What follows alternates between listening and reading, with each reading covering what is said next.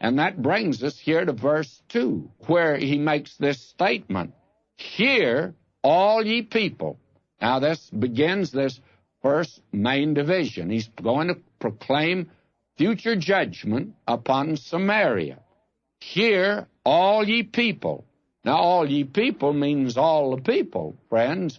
That means you, way out yonder, wherever you are today. He's talking to you. This has a message for us today, and as we've seen, that although the prophets spoke into a situation that has long since disappeared, and even the kingdom has, but their message is relevant for today because certain great principles are put down. Actually, the thing I'd like to mention here is that Micah, as several of the other prophets, gives us a philosophy of human government. He deals with that which is false and true authority in government. This would be a good book for the Democrats and the Republicans to consider in Washington today. Wouldn't hurt them to look at God's philosophy of government, because very candidly, their form is not working today. And the reason they can't make our form work is because it was put together by men. Several of them were not Christians, couldn't be called Christians, but they had respect and reverence for the Bible, and they felt that the great principles stated in the Bible were worth following. And therefore, that was woven into the web and woof of our government. And a group of godless men today can't make it work. And it will never work in the hands of godless men. And that, friends, frankly, is our problem. Our problem today in this country is not a question of this party or that party, and it's not a question of whether this will work or that will work. And there are all kinds of rationalizing today of what our problem is, but our problem today is that our government is in the hands of godless men, and it won't work. Because, you see, there is a philosophy of government given in the Bible, and these men of the past were acquainted with it.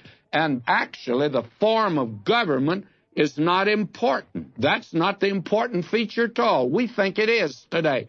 Did you know that Cromwell was a dictator in England, and they had about the best form of government they could possibly have? Now, don't misunderstand me. I'm not recommending a dictator, but if you had the right kind, and when Jesus comes to reign on this earth, friends, he's going to be a dictator.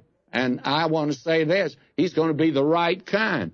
The character of the ruler is important. That's the thing that's important today. And a monarchy, a limited monarchy, an autocracy, a democracy, or a representative form of government, it makes no difference which, if the right men are in charge.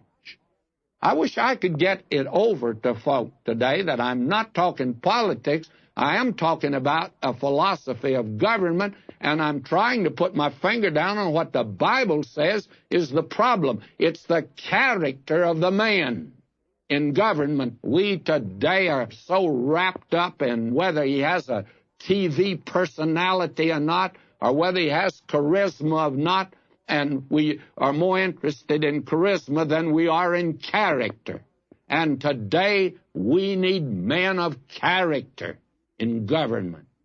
And they're few and far. Well, you just can't find them around much today. And that is what this man condemned.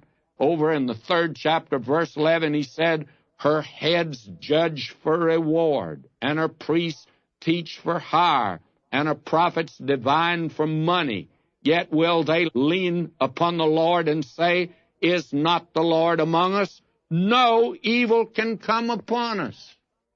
False, you see, false prophets, false religion, false leaders. That's the big problem, and Micah puts his finger down on it.